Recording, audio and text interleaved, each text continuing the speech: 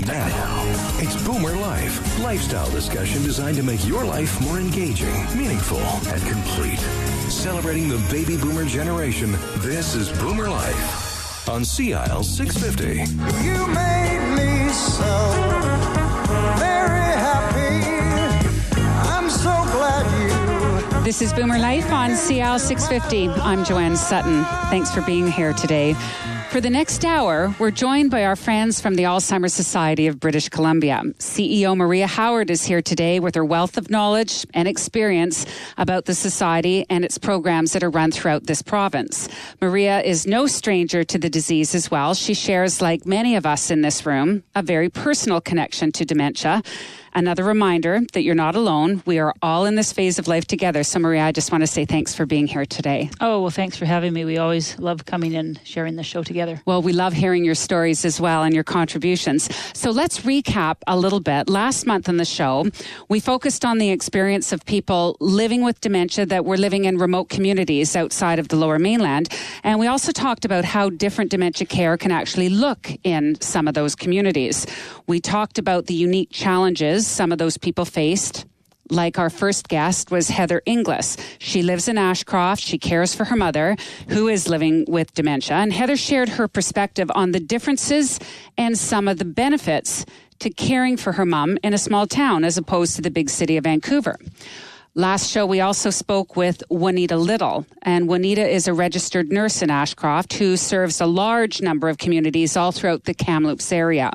She explained what providing healthcare is like when you're responsible to families throughout such a large region and how she spread so thin. And we also heard from one of the Society's own special events officers. Jen Cameron was in studio.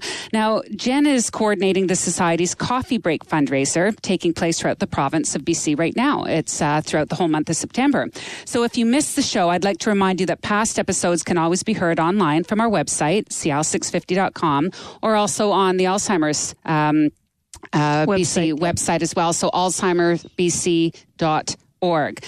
So here we are in September. It's World Alzheimer's Month, and we're just 2 days away from September 21, which is celebrated as World Alzheimer's Day. So we're focusing today, the show's main topic is going to be on the personal experiences of people with a connection to Alzheimer's or various dementias. And the Society has lined up a star-studded panel of guests for today's show. But I first want to remind our listeners that there is more information about the Alzheimer's Society of BC, as well as a wealth of resources online, AlzhiemerBC.org. So Maria, maybe you'd like to start us off by introducing the topic of World Alzheimer's Day and let us know why it's so important. Thanks, Joanne. World Alzheimer's Day is, really an international or global movement or unity to recognize through many, many countries that it is important to think about Alzheimer's disease and other dementias and how we can, as a global community, support people who are living with the disease and also their caregivers. And Alzheimer's, is not selective. It is in every country around the world. It touches people in many different ways, depending upon their own unique situations and their cultures, but it is still something that we all experience. And I think many countries have come together for a number of years and have started to talk about how we as a global community can support and share ideas.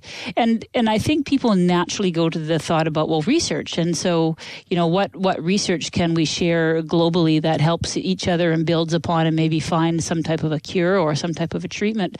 But it goes beyond research. It goes beyond, again, that global community and how we support people, how we can change our communities to be dementia-friendly.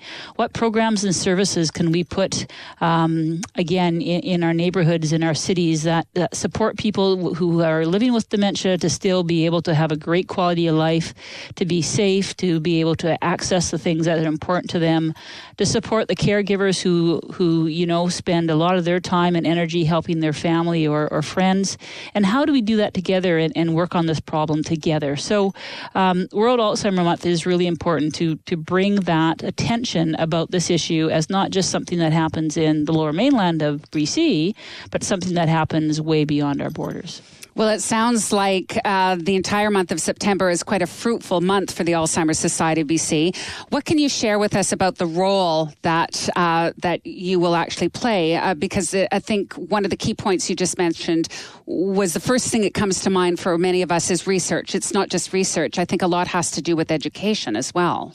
It does. And I think, during World Alzheimer's Month, just like almost any month during the year for the Alzheimer's Society, but it is a time that we really push, and really focus on building awareness and education about what it's like to have Alzheimer's or another dementia, and what that means for individuals and what it means for their caregivers, and also what we all can do as individuals to support people who are living with this. And we do that in a number of different ways. We have a number of different communications and publications that are on our website that we encourage people to go through.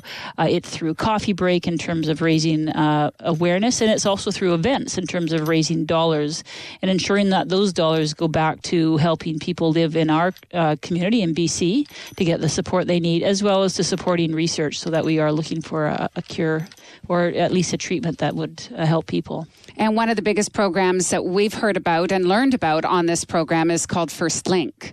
Yes. It's a helpline. First Link is a program run by the Alzheimer's Society BC. It's available throughout the province, and it is an early intervention program that people can either self-refer themselves to or their physician can refer them to if they have a diagnosis of Alzheimer's. And the program is aimed at connecting people with the resources and the information they need and the support they need to start to begin this journey.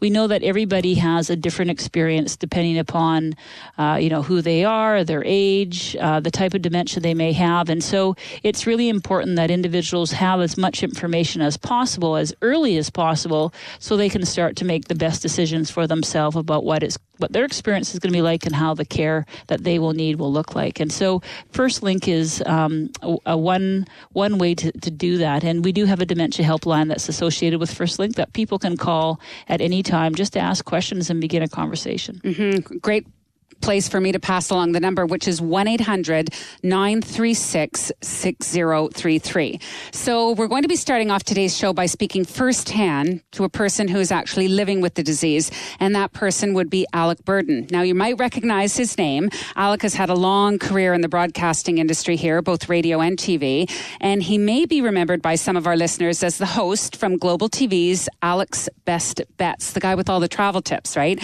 Alec is going to be here to talk a little bit about his personal experiences living with the disease. It's going to be great to hear from Alex. I think Alec is a really a good spokesperson for people living with dementia.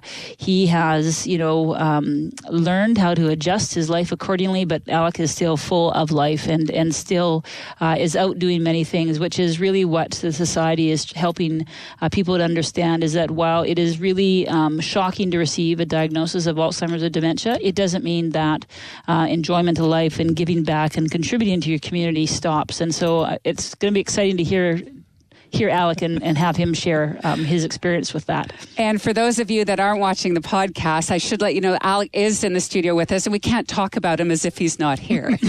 Exactly. He's holding his breath. He's just waiting for his turn. So I'm actually really glad that he's joined us in the studio today, and I can't wait to hear some of his stories as well. And once we've done that, we're going to be speaking with another guest by the name of Bev Stanwood, and Bev is going to be joining us on the phone, I think from her home in Penticton, and she'll be able to speak to the experience of a caregiver's personal connection to the disease. I think Bev will share a story that balances what Alex is going to share with us today, and that's that those care partners, those caregivers who are supporting someone who's living with the disease of dementia, really are special people, and they also need lots of support and encouragement to go along this journey. And people like Bev are just amazing in terms of her background as a healthcare professional and as a caregiver, and she understands what it's like to balance those roles and still try to focus on the quality of life. Well, I'm interested in hearing the personal connection she has, but I think Bev is also one of our fundraisers. Doesn't she have something to do with the Mount Kilimanjaro Grouse Grind event? Absolutely. She is also, in her very busy day, she is a tireless volunteer for the Society and helps us raise money for our MKGG, which is a really special event we hold in September, on September the 25th, up at Grouse Grind Mountain. Up at Grouse Mountain. Grouse Mountain, yeah. And the event actually is people register as teams, and they can climb the Grouse Grind and raise money for Alzheimer's. There's also this year going to be what we call the Summit Stroll, where people can come up to the top of Grouse Mountain on the gondola and do a really neat stroll up on the top of the mountain. And again, it's all aimed at raising money to help First Link and help research and help people who are living with the disease in the province. Mm-hmm. All the programs and services offered by the Alzheimer's Society of BC. So that is the MKGG. It is coming up in just a matter of days. Someone else who's involved with that program will be our final guest on today's show, and that will be some top brass from the Vancouver Whitecaps Football Club. Bob Lenarduzzi is joining us. Yes. The Alzheimer's Society of BC is so appreciative of Bob and his family. They have been such committed supporters and volunteers to the Society in many different ways. Bob certainly has a personal story and understands what it's like to support someone who's living with Alzheimer's, and he and his family have really just committed so many hours and resources to supporting us through the Whitecaps and through other many personal ways, and we're just so appreciative of him helping us to raise awareness about Alzheimer's. Well, it's great. I look forward to all of this and all of their stories as well, and I know that today's star-studded panel of guests are going to be very helpful when sharing all of their experiences. We've got a lot of ground to cover here, so stay with us. We'll meet Alec Burden next on Boomer Life on CL 650. Celebrating the baby boomer lifestyle. This is Boomer Life on CL 650.